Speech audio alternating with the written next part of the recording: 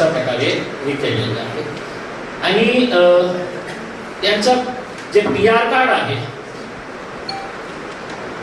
आता या जमिनीच्या संदर्भात खूप इंटरेस्टिंग गोष्ट हे आहे, वर्ग 2 ची जागा आहे.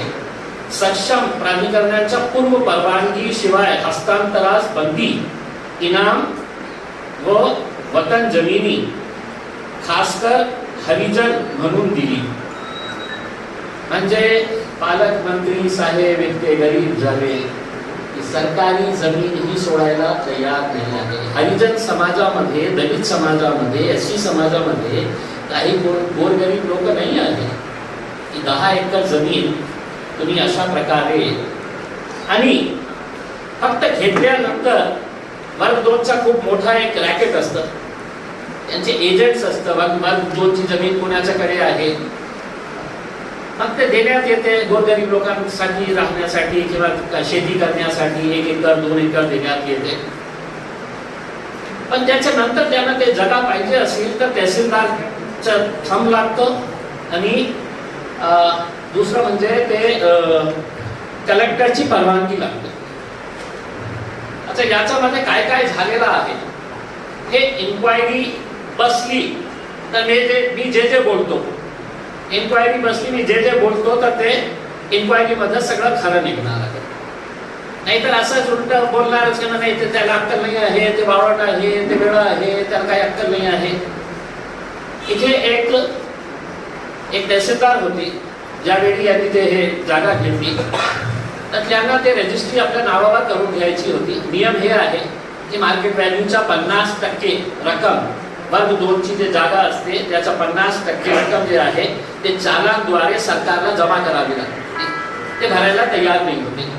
मग ते तहसीलदार होती त्यावेळी, एक महिला होती, तिच्यावर खूप दबाव टाकण्यात आला, ती करायला तयार नाही होती सिग्नेचर. मग त्यांनी काय केले, एक तलाठी आहे बागडे नावाचे. आता हे बागडे नावाचे जे तलाठी आहे त्यांचा रेकॉर्ड असा आहे की आतापर्यंत 8 वेळा हे तलाठी साहेब सस्पेंड झालेले आहेत. 8 बागडे नावाचे. तर पालकमंत्री आपले, तर त्यांनी काय केले, आप आइए पत्रकार लोग बैठिए उधर, तो पत्रकार लोग बैठाइए. सस्पेंड असताना हे तलाठी कलेक्टरला सांगून 4 महिन्यासाठी, सस्पेंड असताना त्याला 4 महिन्यासाठी पोस्टिंग दिली त्या शाजापूरच्या जे एरिया आहे त्या झोनच्या. हे सगळं रेकॉर्डवर असतील. आणि हे बागडे साहेब जे आहे त्यांच्या बाबतीत मी हे केलं तर मला असं कळलं की जितके झोल झाडचे हे प्रकरण असतात ते बागडे साहेब म्हणजे खूप मोठं, की म्हणजे त्याला काहीही वाटत नाही की 6 वेळा 8 वेळा सस्पेंड झाल्यानंतरही ते तितकेच मोठा. मग त्यांनी काय केलं, जेव्हा एक अधिकारी तहसीलदार याच्यावर शिक्का देत नाही होती तर त्यांनी ते जे शिक्का आहे ते बळजबरी त्यांच्याकडून घेण्याचा प्रयत्न केला. त्यांनी नकार दिलं आणि त्यांनी स्पष्ट सांगितलं की तुम्ही 50% जे रक्कम आहे तुम्ही भरा, आम्ही ते तुम्हाला माग आम्ही परवानगी देतो, आम्हाला काही देणं घेणं नाही.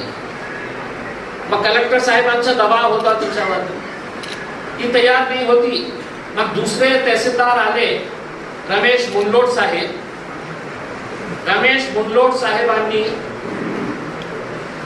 ते आपला सही देऊन ते थंब लागतं, DSC म्हणतात त्याला आपण काय त्यांच्या टेक्निकल भाषेमध्ये, त्यांनी ते थंब लावून ते दिलं.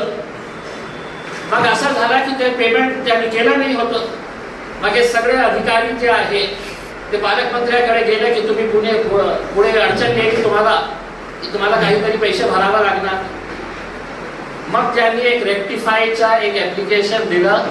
कलेक्टर साहेबांच्या सांगण्यावरून ते सगळं रेक्टिफाईड करण्यात आलं आणि त्यांच्या नावाने ती जमीन त्यांच्या 2 मुलांच्या नावाने 10 एकर हरिजन समाजाची जे लँड होती ते हरिजन समाजाची लँड ते त्यांच्या मुलांच्या नावावर देण्यात आली. पालकमंत्री साहेबांना हे विचारायचं आहे की मागच्या काही दिवसापासून मी हे जातीचा आहे म्हणून हे सगळं करत आहे. मला त्यांना प्रश्न विचारायचा आहे की आपल्या जातीमध्ये गोरगरीब लोक नाही आहे का?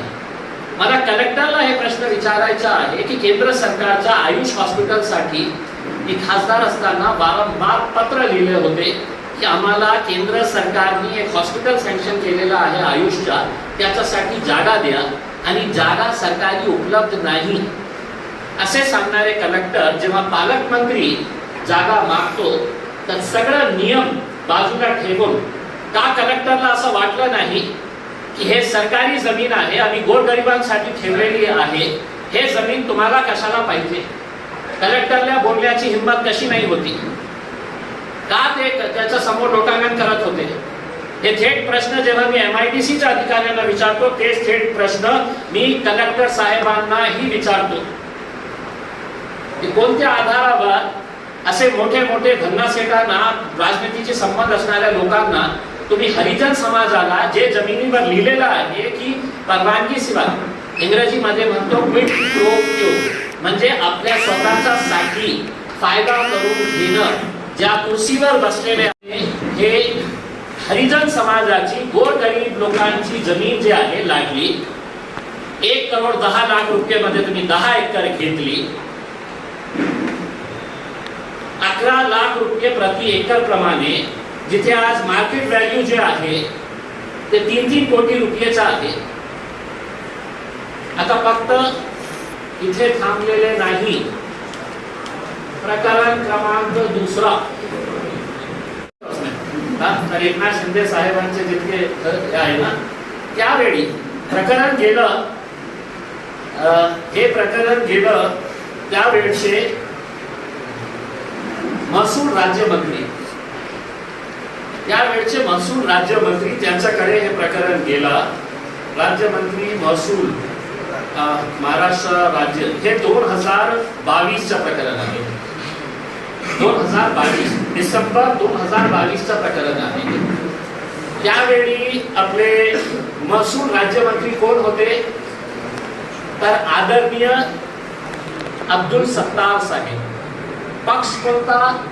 इच्छुक पक्ष, ज्या पक्षातून हे आलेले आहे आमचे पालकमंत्री, त्या पक्षातले अजून एक नेते ते महसूल राज्यमंत्री होते आणि त्यांनी आपला ऑर्डर दिला की देऊन टाका. तरी सुद्धा कलेक्टर ऑफिसचे काही प्रामाणिक अधिकारी हे मानायला तयार नाही होते, कारण त्यांना या जे शब्दावली होती त्यांना असं वाटत होते की याच्यातून गोलमोल जवाब दिया गया आहे, डायरेक्टली दिलेलं नाही होतं. तर त्या आधारावर जेव्हा त्यांनी हे केलं तर हे सगळं प्रकरण हे महत्वाचं नाही आहे.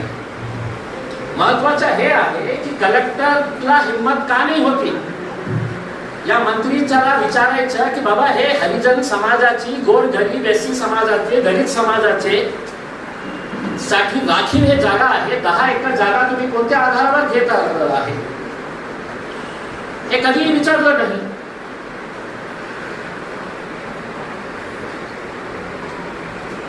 तर हे सगळे डॉक्युमेंट्स ज्यांना पाहिजे सगळे डॉक्युमेंट्स, रजिस्ट्रीचे डॉक्युमेंट्स आहेत, त्यांचे फोटो पण आहेत दोघा मुलांचे.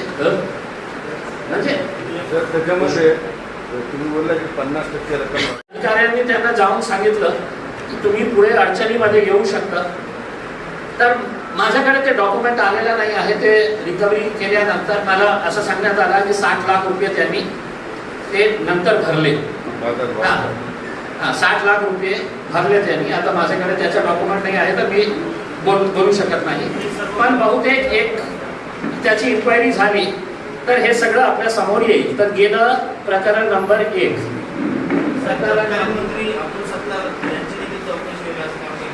की हे इतका किचकट आहे ना, हे सगळं माझी तर प्रामाणिक इच्छा हे आहे की आत्ताचे जे कलेक्टर आहे त्यांनी मीडियाला उत्तर द्यावे, त्यांना एक प्रेस नोट छापा द्यावे की किती पुढारी लोकांनी कोणकोणते नेत्यांनी वर्ग 2 ची सरकारी जमीन आपल्या नावावर करून घेतली आणि आमच्यावर प्रेशर टाकून किंवा आम्हाला काय काय देऊन घेऊन जे आहे ते आपल्या नावावर करून घेतलेली आहे. माझ्याकडे फक्त याचा होता, त्यांनी दिलं तर त्यांनी आपला प्रामाणिकता दाखवली तर आपल्याला कळेल की दुसरेही नेत्यांनी असा प्रकार केलेला आहे. मी जसं म्हटलेलं आहे, एक एजन्सी एक गँग ऑपरेट करतात, ते गावागावामध्ये जातात, ते त्यांच्याकडे लिस्ट असते, ते तलाठ्यांना विचारतात की वर्ग 2 ची जमीन कोणाच्याकडे आहे करते.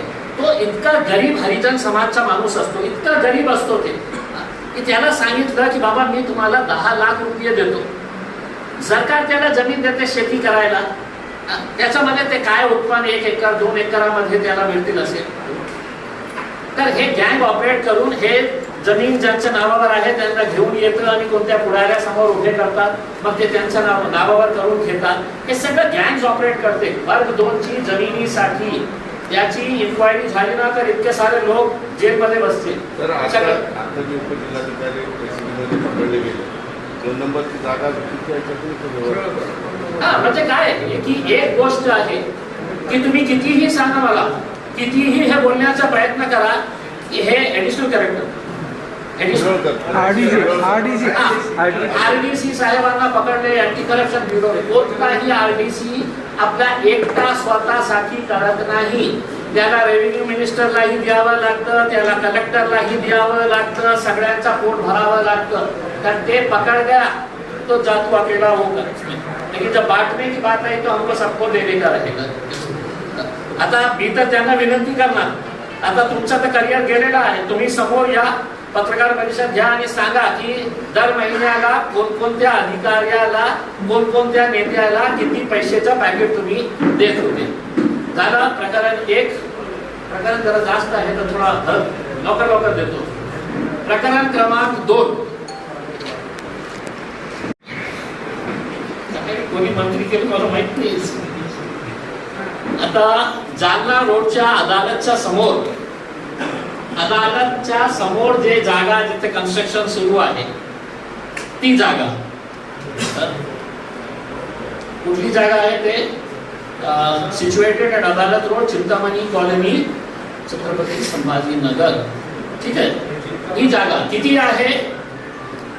1140.50 स्क्वेअर मीटर. आता त्याला स्क्वेअर फीट मध्ये किती करता येईल? जरा कोणी मदत करतं का मला? 1140.50 स्क्वेअर मीटर, 12,000 स्क्वेअर फीटची जागा. 12,000 स्क्वेअर फीटची जागा कुणाच्या नावावर घेतली? धन्य हो, सिद्धांत संजय शिरसाट मुलगा, विजया संजय शिरसाट पत्नी, तुषार संजय शिरसाट मुलगा. देणारे कोण? ओमकार बिल्डर्स, नरेंद्र सिंग जबिंबा, राजेंद्र सिंग जबिंबा आणि त्यांच्या दोघांचीही पत्नी यांनी दिले. आता आपण शहरामध्ये राहतात, सगळे लोक शहरामध्ये राहतात. मी ज्या एरियामध्ये राहतो ना तिथे जमिनीचा भाव 10,000 11,000 असं झालेला आहे. जालना रोड या शहरातलं सगळी महाग जागा जे आहे ती जागा कुठली आहे? सगळीत महाग ती जालना रोडची जागा आहे. आता 12,000 स्क्वेअर फीटची जागा त्यांनी घेतली कधी?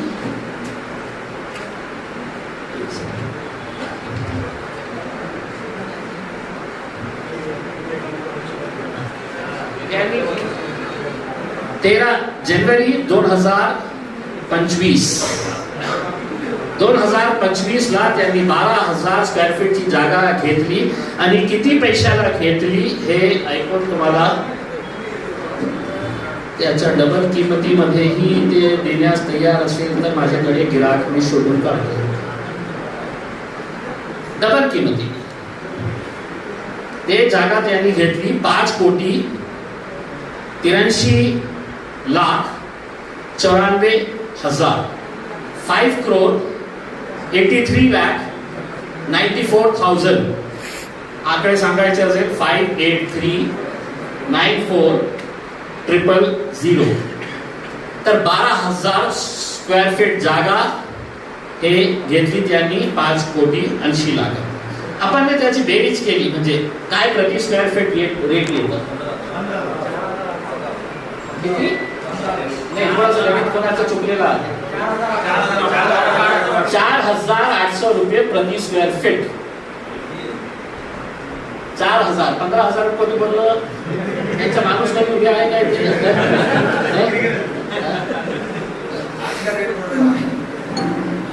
आजचा रेट 15,000 रुपये नक्की असेल. नक्की 15,000 20,000 पेक्षा रेट कमी नाही आले तर ठीक आहे. त्यांनी कलेक्टरला सांगितलं असेल की बाबा त्याचं व्हॅल्युएशन करून द्या. त्याने व्हॅल्युएशन करून दिले असेल 5,83,00,000, 2 मुले 1 पत्नी. ठीक आहे. जानेवारी 2025 12,000 स्क्वेअर फीट. हे तिसरं प्रकरण आहे. हेही शाजापूरचं आहे. डिसेंबर 2024 ला घेतले. डिसेंबर 24 ला शाजापूर गट क्रमांक 34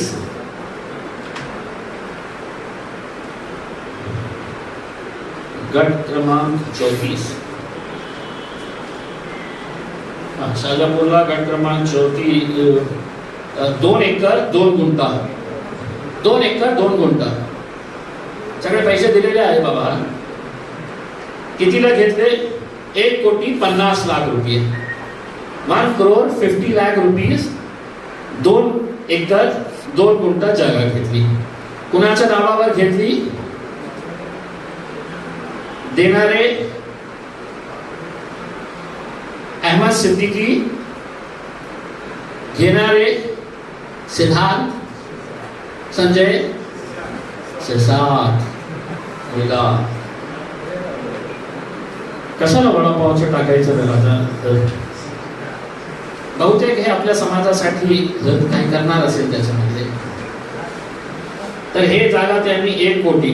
आता इंटरेस्टिंग गोष्ट, त्याच गटमध्ये गट नंबर 34 मध्ये त्याच गटमध्ये गट नंबर 34 मध्ये त्यांनी अजून 2 एकर 2 गुंठे जागा घेतली. त्याच गटमध्ये गट नंबर 34 मध्ये हे घेतली. किती पैशामध्ये? तर 50 लाखामध्ये. त्याच गटमध्ये शेजारची जमीन, तितकी जमीन एका माणसाकडून 1.5 कोटीमध्ये, दुसऱ्या धन्ना सेठाकडून 50 लाख रुपये घेतले. देणारा कोण? तर संजय प्रेमराज मंत्री. संजय प्रेमराज मंत्री देणारा. घेणारा कोण? मला उत्तर देण्याची आवश्यकता. सिद्धांत संजय सिरसाट. घेणारा 2024. आता एक मागच्या 3-4 महिन्याची गोष्ट बोलतो मी. आता त्याच गटमध्ये अजून त्यांनी घेतली जागा. ती होती सप्टेंबर 2024 ला. सप्टेंबर 2024 ला 2 एकर 16 गुंठे जागा. 2 एकर 16 गुंठे जागा त्यांनी घेतली. किती पैशामध्ये? तर 60 लाख रुपये. 60 लाख म्हणजे 2 एकर. वल्लभ देणारा कोण? वल्लभ नंदलाल बागला. घेणारी कोण? विजया संजय सिरसाट. आता हे सगळे प्रकरण मी आपल्याला सांगितलेले आहे. याच्या व्यतिरिक्त आता हे जे 34 नंबर आहे त्या 34 नंबरच्या जागेवर खूप जोराने काम सुरू आहे. तिथे मोठी होटल उभारण्याचं काम सध्या सुरू आहे गट नंबर 34 मध्ये. त्याचे व्हिडिओ सगळं काढलेले आहे. मी सगळं पहिला म्हणणार की ते व्हिडिओ आणि फोटोग्राफ सगळं मीडियाला पाठवा. आणि याच्यासाठी मला काही गावाचे लोकांनी मला फोन करून सांगितले की त्यांनी सगळे डिटेल्स मला पाठवलेले आहे की कशा प्रकारे 3 गावातून मुरम जे आहे ते काढण्यात येत आहे आणि ते जागा लेवल करण्यासाठी ते सगळे मुरम जे आहे कुठल्याही प्रकारची लॉयल्टी न भरता ते ट्रक्स 24 तास ते मुरम काढण्याचं काम करत आहे आणि ते शिरसाट साहेबांच्या या जागेवर ते मुरम टाकण्याचं काम करत आहे. त्यांनी मला ते गावाचं नावही दिलेले आहे. वडगाव बजाज नगर येथील पाजर तलावातील खोलीकरणाच्या नावावर. आता हे बघा, सगळं मशिनरीला पालकमंत्र्याला खुश करायचं आहे, नाही तर ते खोलांमध्ये टाकतील. तर खोली करण्याच्या नावावर मुरुम उचलू लागले. कसाबखेडा, तिसगाव, धरमपूर येथील लाखो टन मुरुम चोरून घेतलेल्या जमिनीवर टाकू लागले.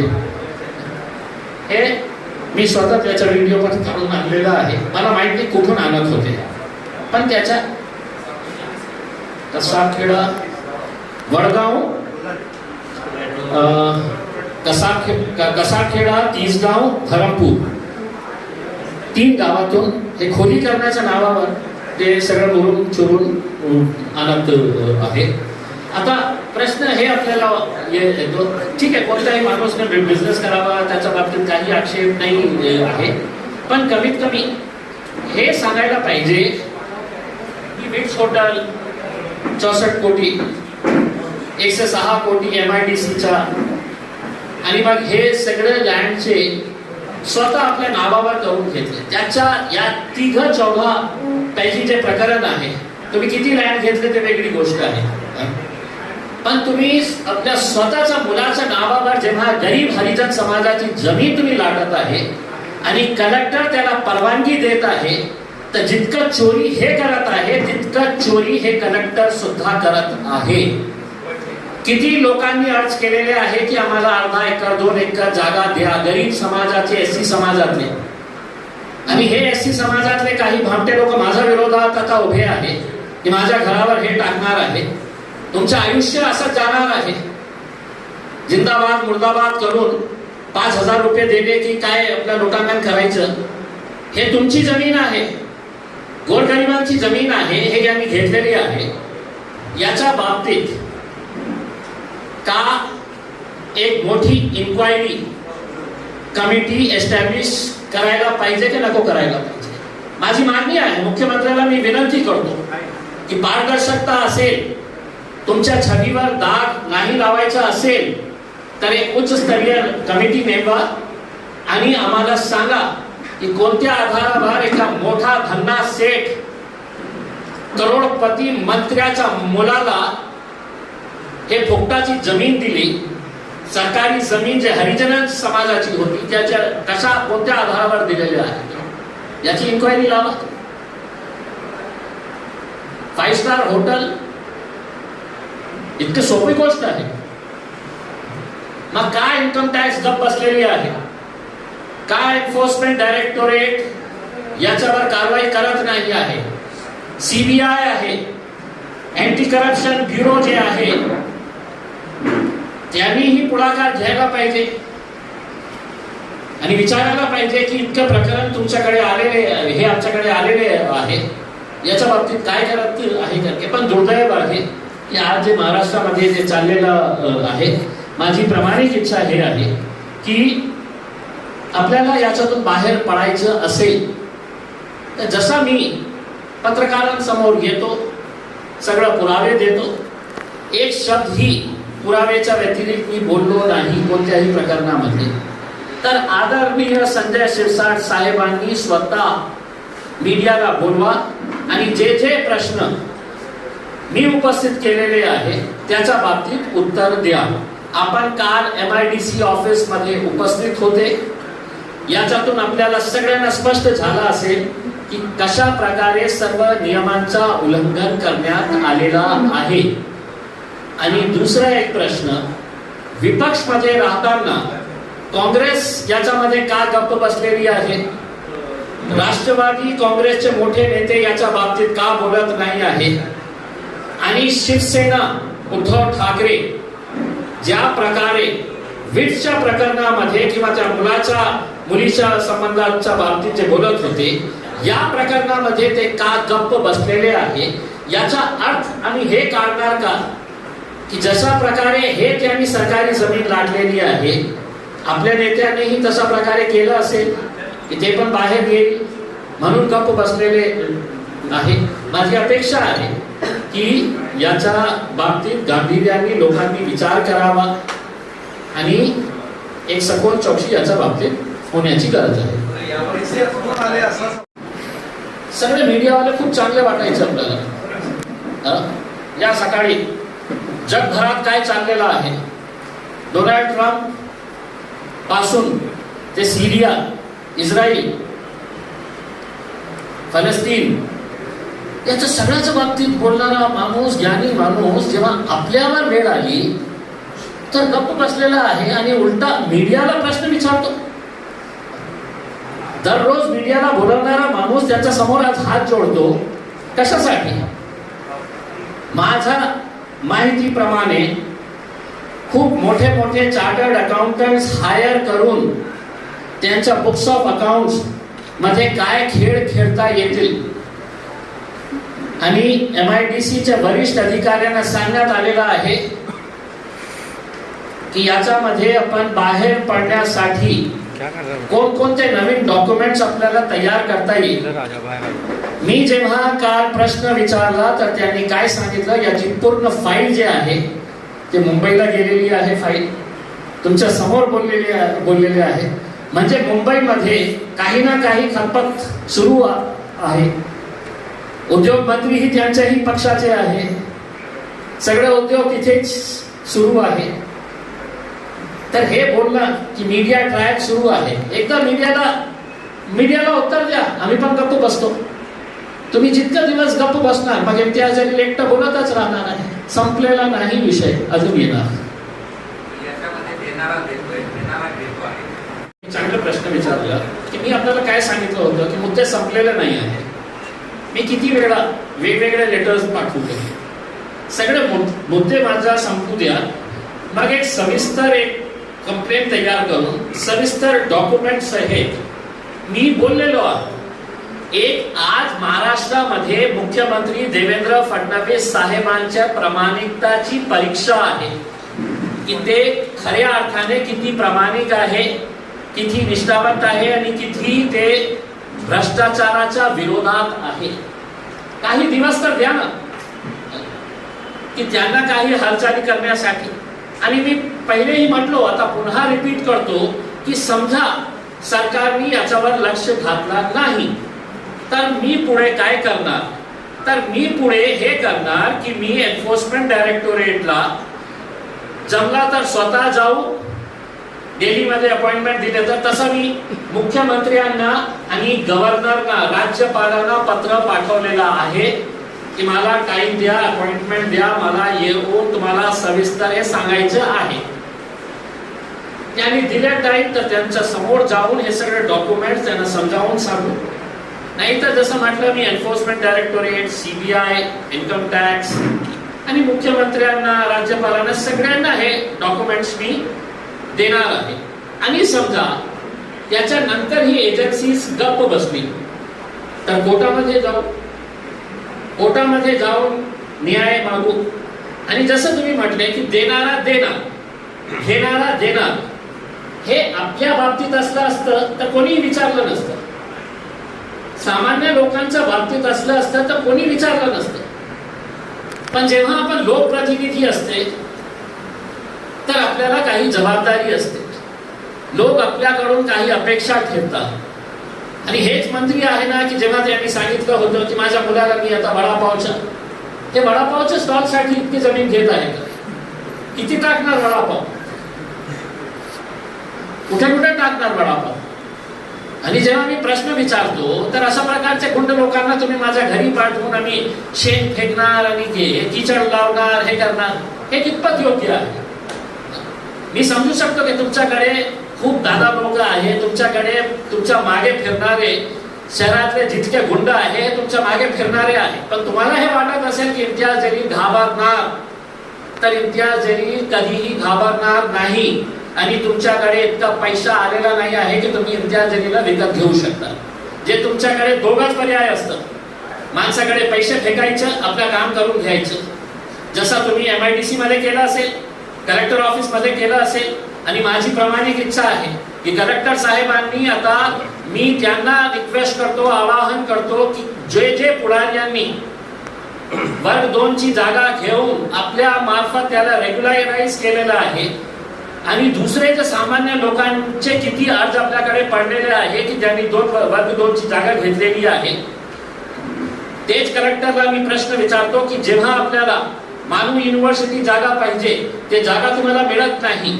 आपल्याला आयुष हॉस्पिटलसाठी, केंद्र सरकारच्या हॉस्पिटलसाठी 100% फंडिंगचं हॉस्पिटल असताना त्याच्यासाठी तुम्हाला जागा मिळत नाही, आणि हे लोकांना देण्यासाठी तुम्ही 10-10 एकर असंच वाटू लागले.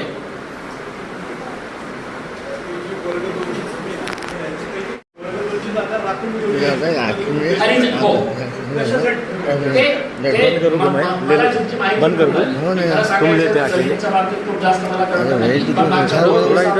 मी खूप सारे अधिकाऱ्यांशी बोललो, तहसीलदारांशी बोललो, तलाठ्यांशी बोललो, जे माझे ओळखीचे होते, समजून घेतलं की जे गोरगरीब लोक असते त्यांना, जे भूमिहीन असते, त्यांचं असतं, तर त्यांना जागा देण्याचा अधिकार हे कलेक्टरला असतं. थोडंसं शेती करण्यासाठी 1 एकर कुणाला देण्यात येते, 2 एकर कुणाला देण्यात येते, हे असा प्रयोग असतात. पण हे ज्यांनी कशासाठी घेतलेलं आहे याचं उत्तर त्यांनीच द्यावं. मला माहित नाही आहे की ते कोणता उद्धार करणार होते आपल्या समाजाचा, की आपल्या नावाने, आपल्या मुलाच्या नावाने जमीन घेऊन तुम्ही काय करणार होते, याचं उत्तर माझ्यापेक्षा त्यांनी सांगावे. आप मुख्यमंत्री से मांग करेंगे कि आप पालक मंत्री का कितनी मर्तबा करूँ, गिर जाऊँ की मांग करेंगे, इस्तीफा की? मुख्यमंत्री को मैंने बोल दिया हूँ. मैं देखिए कुछ दिनों के बाद मुख्यमंत्री साहब को ऐसा एक अच्छा सा चश्मा बना के मैं बाज़ाब्ता उसको पैक करके है तो मुख्यमंत्री साहब को गिफ्ट करूंगा कि हो सकता है कि आपकी आंखें जो देखना चाह रही है वो नहीं देख पा रही है. और सर, जिले का पालक मंत्री है, और सर मतलब मुखिया कहलाते और ये दहशती का ऐसा वातावरण निर्माण करने का तक ये ठीक लगता है. नाही, देखिए ठीक आहे, उनका अंदाज होगा उसके अंदर. काय असतं की नेता जसा असतं ना, त्याचा फॉलोवर्स ही तसा प्रकारचे असतात. तर हे धिंगाणा करणारे आज माझ्या घराच्या समोर, आता खरं सांगायचं असेल की शिरसाट साहेबांनी त्यांना 5,000 रुपये दिलं असेल की बाबा जा त्या देवीच्या घरासमोर जाऊन तू असं, तुम्ही असं नारेबाजी करा, हे करा करते.